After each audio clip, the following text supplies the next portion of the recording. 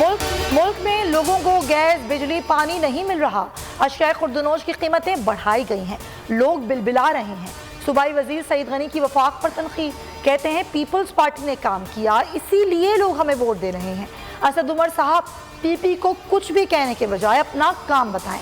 हम हर ज़िमनी इलेक्शन में जीत रहे हैं, आपका बुरा हाल हो रहा है।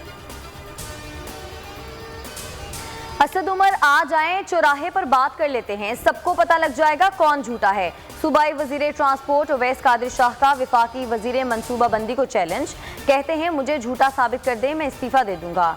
ये वो विफाकी हुकूमत है जिसने KCR को CPAC से निकाला। सब्सक्राइब करें और बेल दबाएं ताकि कोई खबर रह न जाए।